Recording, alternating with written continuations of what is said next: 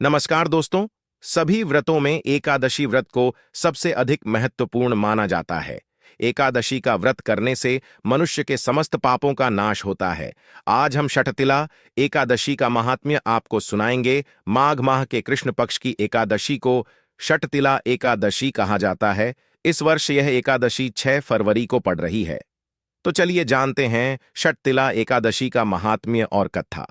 एक बार धर्मराज युधिष्ठिर भगवान श्री कृष्ण से पूछते हैं, हे केशव, तुम तो सब कुछ जानते हो, तुम सर्वज्ञाता हो। संसार में मनुष्यों के कल्याण के लिए तुमने बहुत ही महत्वपूर्ण गीता का उपदेश भी दिया है और तुमने मुझे अनेक व्रतों और एकादशी का भी महत्व बता दिया है। किंतु आज मैं तुमसे माघ मास के कृष्ण पक्ष में आने वाली एकादशी का महत्व जानना चाहता हूं। उस एकादशी का क्या नाम है, उसकी विधि क्या है तथा उस एकादशी के दिन किस देवता का पूजन किया जाता है। भगवान श्री कृष्ण कहते हैं, हे राजन, संसार के कल्याण के लिए आपने उत्तम प्रश्न किया है। इसीलिए मैं आपको पौष के शुक्ल पक्ष में आने वाली एकादशी का महत्व समझाता हूं और इस दिन मनुष्य को पुत्र, धन, संपत्ति, वैभव आदि की प्राप्ति के लिए कौन से कार्य करने चाहिए इसके बारे में भी बताता हूं। इसीलिए आप इसे ध्यानपूर्वक सुने। हे राजन, पौष के शुक्ल पक्ष की एकादशी को षठतिला एकादशी कहा जाता है। मनुष्य को विधिपूर्वक इस एकादशी का व्रत करना चाहिए। यह सब पापों को हरने वाली उत्तम विधि है। समस्त कामनाओं को पूर्ण करने वाले भगवान नारायण स्थिति के आदि देवता हैं। अब मैं तुम्हें षठतिला एकादशी का फल प्रदान करने वाली एक महान कथा सुनाता हूं।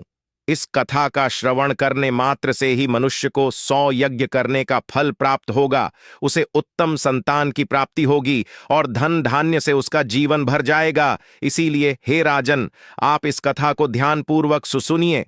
फिर महाराज युधिष्ठिर कहते हैं, हे केशव, मैं अत्यंत भाग्यशाली हूं जो तुम्हारे मुख से मुझे यह कथा सुनने को मिल रही है। मैं जन्म जन्मों तक तुम्हारा आरणी ही रहूंगा। फिर भगवान श्री कृष्ण कहते हैं, हे राजन, पूर्व काल की बात है। एक अत्यंत शोभायमान नगरी थी जिसका नाम था भद्रावती। यह नगरी धन धान्य से भरपूर, धार्मिक लोगों से व्याप्त हुआ करती थी। उस नगरी के सम्राट महाराज सुकेतुमान थे। तुमान एक महान राजा थे। उनके राज्य में प्रजा अत्यंत सुखी और समृद्ध थी।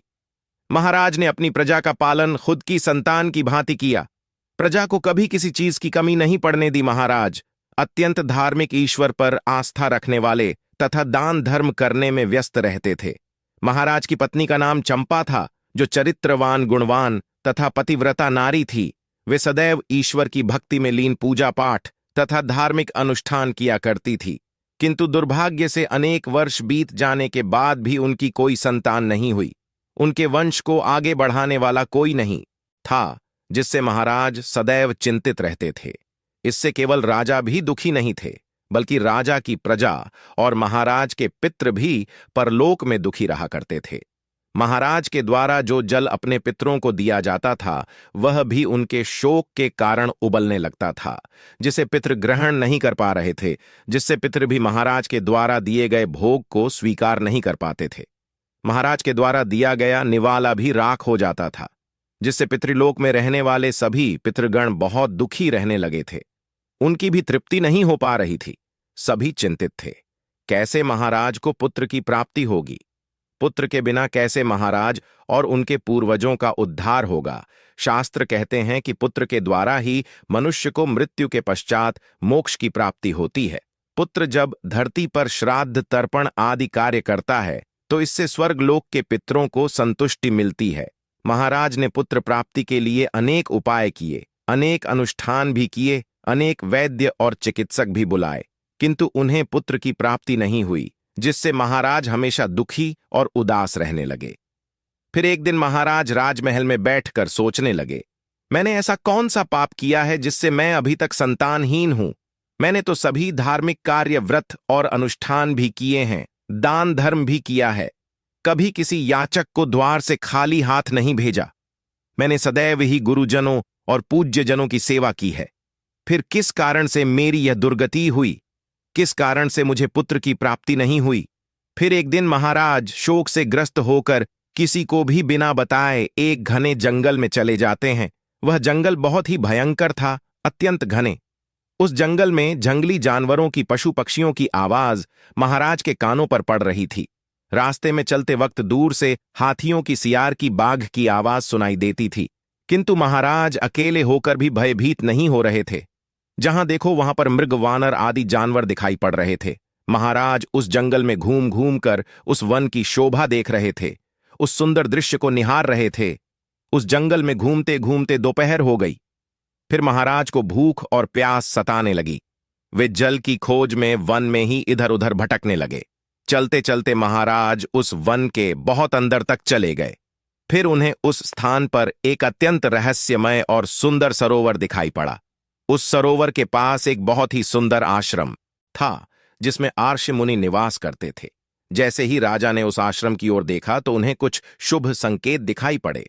उनकी दाहिनी आंख और दाहिना हाथ फड़कने लगा, जो कि उत्तम फल की सूचना दे रहा था। फिर महाराज की दृष्टि उस स्थान पर पड़ी जहां सरोवर के तट पर वृक्ष के नीचे कुछ मुनि वेदों का पठन कर रहे थे। इस अत्यंत सुंदर दृश्य को देखकर महाराज को बड़ी प्रसन्नता हुई।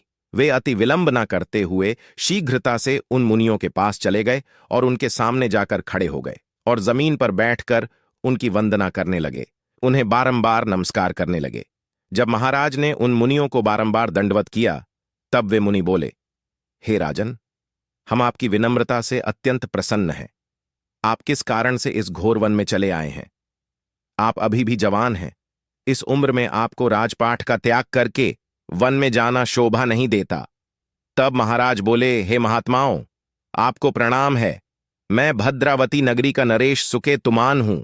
मैं भूख और प्यास से व्याकुल होकर जंगल में भटकता हुआ इस स्थान पर आया हूं, तो मुझे यह अत्यंत सुंदर सरोवर दिखाई पड़ा।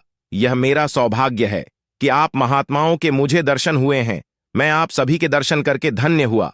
विधाता ने मुझे किसी कारण से ही इस स्थान पर भेजा है। हे मुनिजन, कृपया आप मुझे बताइए, आप कौन हैं? आपके क्या नाम है? किस प्रयोजन से आप सभी इस स्थान पर एकत्रित हुए हैं? कृपया आप मुझे अपना परिचय देकर मुझ पर उपकार कीजिए।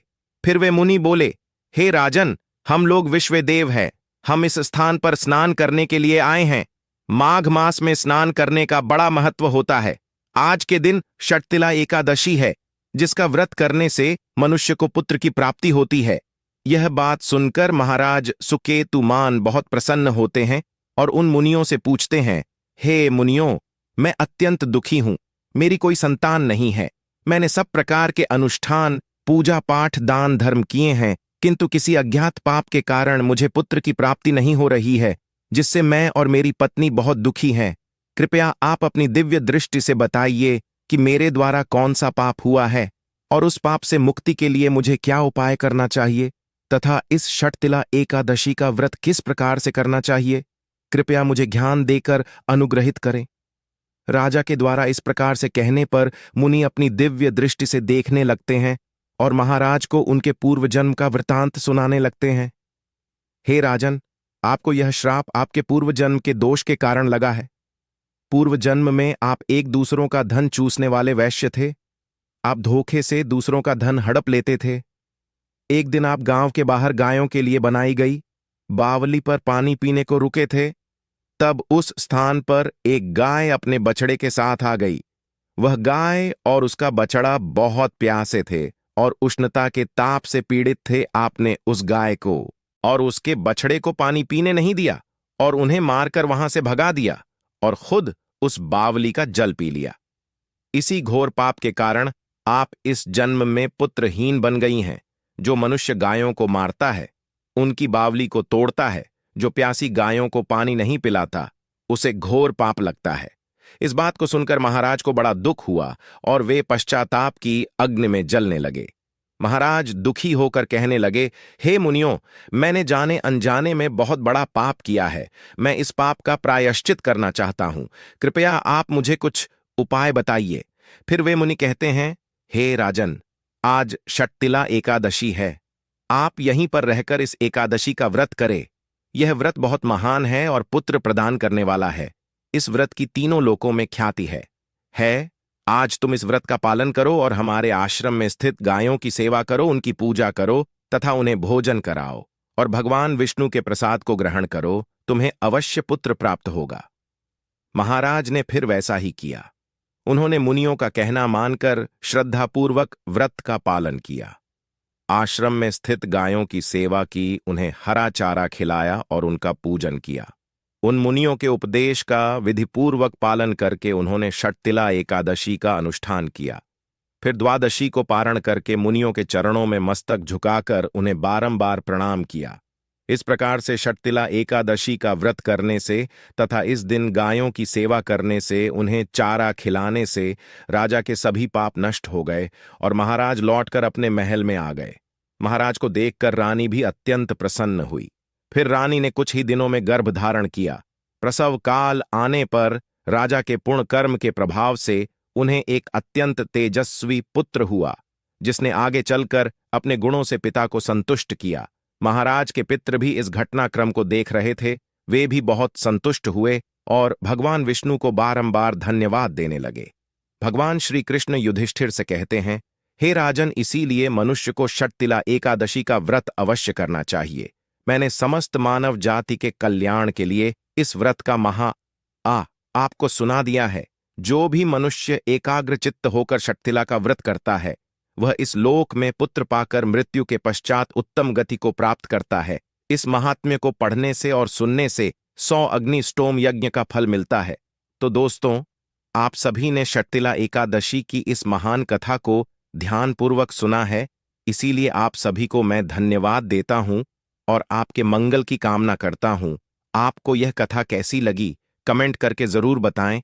जानकारी अच्छी लगी तो वीडियो को लाइक जरूर करें। इस वीडियो को मित्र परिवारों के साथ शेयर करके इस कथा का प्रचार करें।